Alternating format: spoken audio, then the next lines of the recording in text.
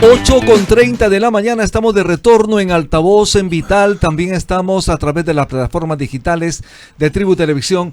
Nos acompaña el doctor Fernando Calle, él es abogado, jurista, es magistrado del Tribunal Constitucional. Muy buenos días, doctor Calle. Buen día, ¿qué tal? Bienvenido a Altavoz en Vital. Buenos días, Rumi, buenos días, Sarón. ¿Qué tal? Acá estamos. Sí, hemos despertado con una noticia mala, obviamente, como sabe perfectamente. Me anticipo. El tema, la muerte del Papa Francisco. De su santidad. Su santidad Francisco, el primer Papa latinoamericano. ¿Cuál es su percepción, su primera palabra? Bueno, nos daba, guardando las distancias, ¿no? Yo soy católico.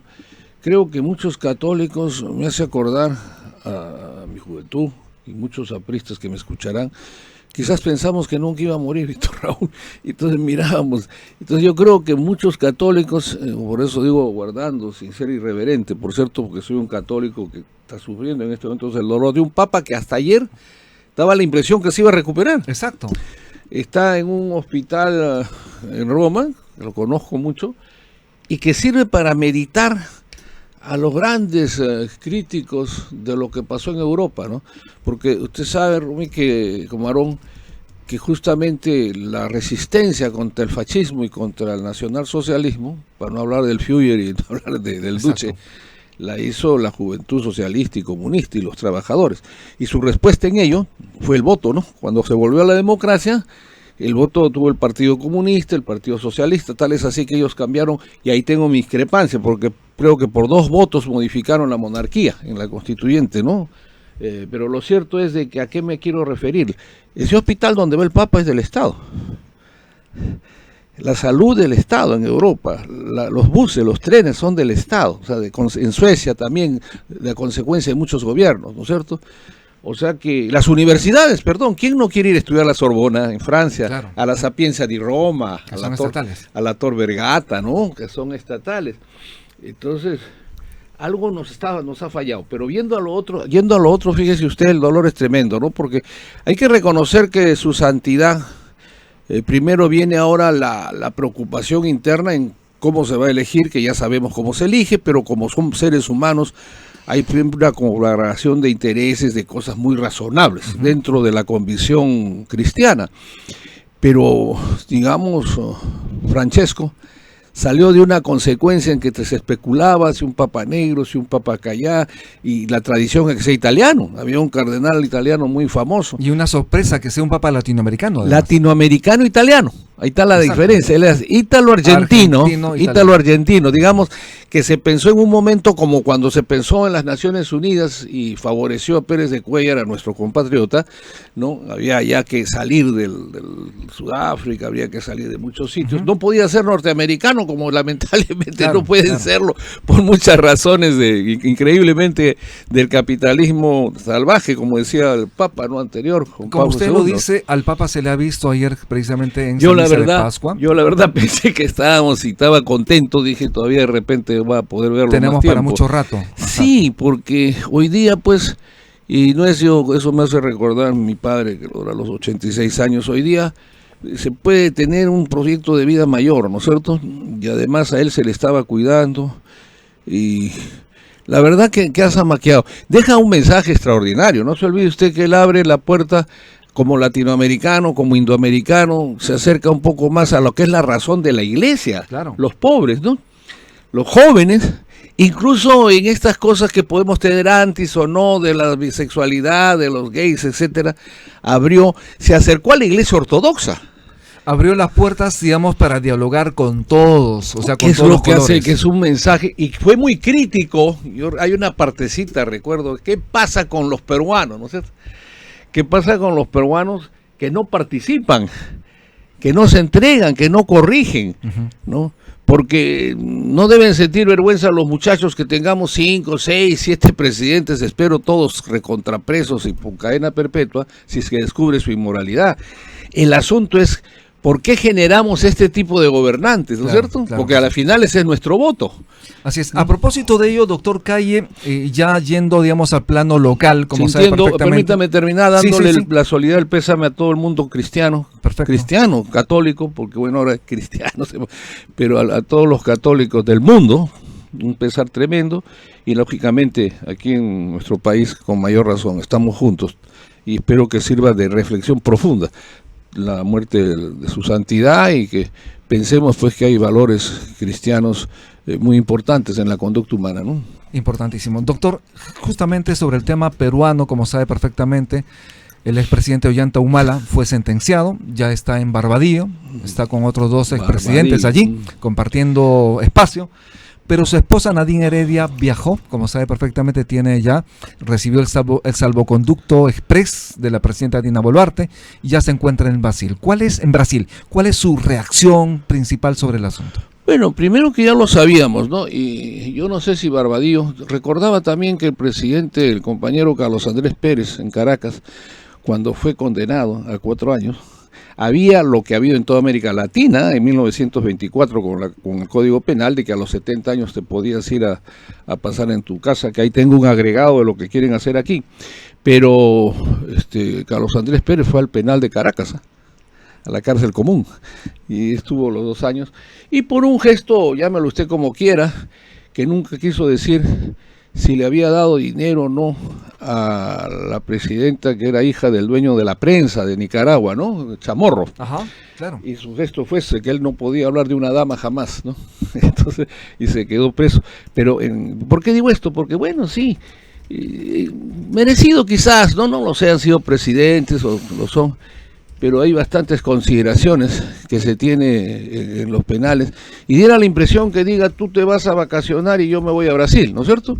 Pero yo lo que puedo decirle, sí me ha llamado la atención ahora que estamos sufriendo la desaparición de su santidad, no sé cómo lo recibirán, pero si usted se ha dado cuenta, el salvoconducto ha sido más rápido que el pésame que dé el gobierno peruano a los católicos. Exacto. Por la muerte del Papa, ¿no? Y ninguna carta de rechazo de la mire Cancillería, usted, ¿no? Mire, es algo, bueno, lamentablemente, con todo respeto, la Cancillería hace tiempo que se está ganando también para muchos un desprestigio que la verdad teníamos satisfacción, era, ¿no? Un poco respetado, ¿no? Pero ya tenemos, es que esto es como desde Odebrecht para adelante, sin negar de que la corrupción viene en el Perú desde la República, sería comenzar a analizar, pero digamos que se agudizó en una forma ya, usando una palabra que quizás no corresponde, pero que me perdonen los oyentes, cachacienta con el pueblo, ¿no? Ya es una burla diario la inmoralidad, la corrupción y sobre todo la impunidad.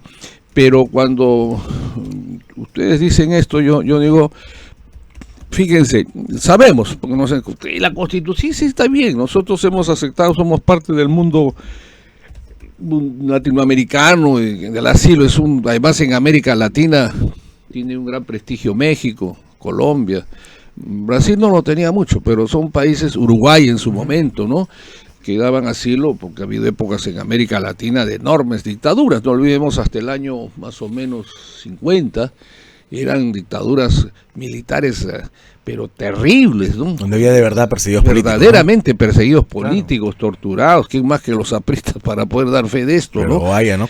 Bueno, hay en La Torre que sufrió, pero sufrían afuera los presos apristas, torturados en las cárceles, en las prisiones, en Venezuela, ¿no? En Colombia, en Venezuela, los adecos, como el mismo Copey, que también defendía la democracia, han estado en la cárcel tremenda, porque el Marco Pérez Jiménez por un lado, por el otro, o sea, había Trujillo. Entonces, la ex primera dama de la nación no califica como perseguida política. Bueno, es obvio que no, y le voy a decir que incluso ellos piensan que no, y le voy a decir por qué, pero primero quiero recoger lo que ha hecho Aarón por una razón.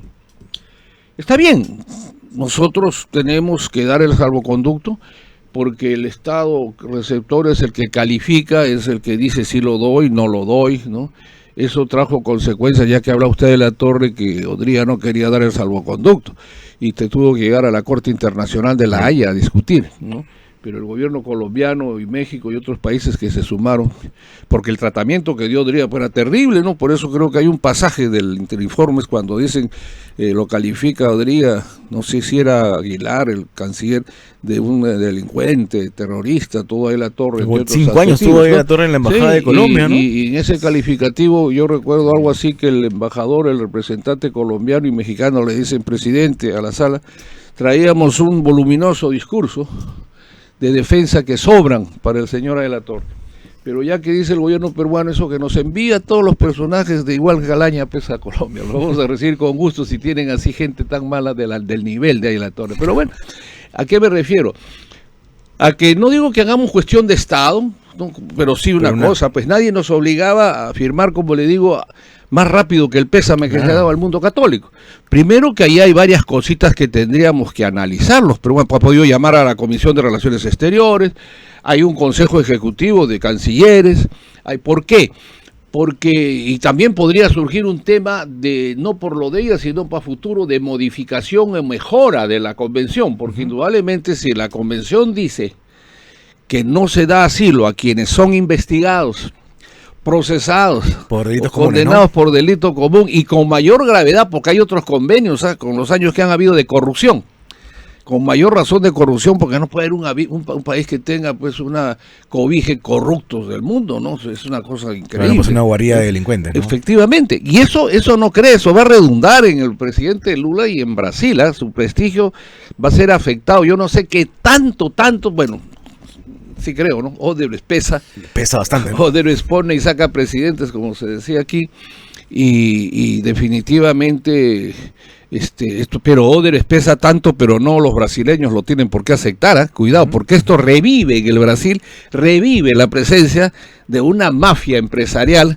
en concubinato con políticos, y en este caso abiertamente con el gobierno, que ha tenido la generosidad del pueblo brasileño de pasar por alto algunas cosas a Lula y volver a darle el pueblo el voto al Partido de los Trabajadores. Pero con saga de poder, que yo creo que los militantes del Partido de los Trabajadores pasen todos los partidos, ¿no?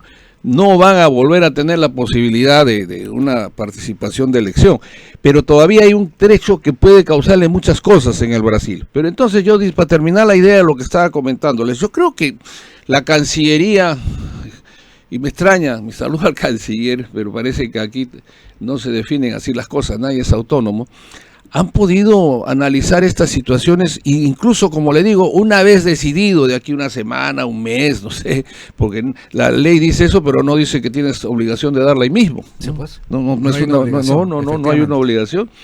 Entonces, bueno, mirando nuestros problemas internos que son más graves, que la señora esté vacacionando en la, no sé si hay la piscina en la Embajada de Brasil, que esté ahí tranquila, nosotros hemos tenido que ver estas cosas y de repente utilizar las cuestiones en cosa positiva, en bien de la América, y sacar un documento que permita que se revise nuevamente la convención, porque si bien todos hemos suscrito que no se recibe corruptos, debe haber un trámite para que los países que lo reciben tengan alguna sanción, ¿no? Que es posible, pero que indudablemente que esto lo podemos discutir con una extradición inmediata, y yo diría con una nota de protesta ante la OEA. Eso.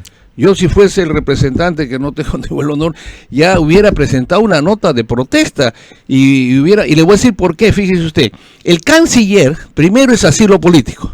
Pero cuando se han dado cuenta que cuando la oposición brasileña, o bueno, los diputados han hecho cuestión de Estado... Ha hecho de razones humanitarias. Ahí viene, lo que tú dices. Que está enferma, dice, no, es asilo político por razones humanitarias, por cuestión de salud.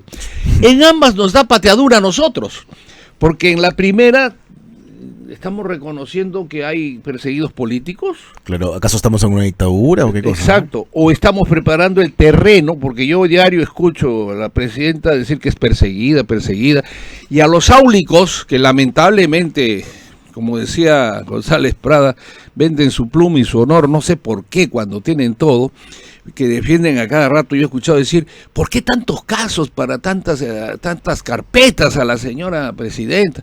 Pues si sigue acumulando, pues si diario nos trae una sorpresa de corrupción, se siguen acumulando, y esto también será revisable en algún momento por unas cámaras más conscientes, el tema del 117 y otros artículos, ¿no? Esa es la verdad. Doctor Fernando Calle, por favor, vamos a hacer una pausa. Bueno. Estamos en Altavoz en Vital, también estamos en las redes sociales de Tribu Televisión. Mi cariño en las redes. Ya regresamos.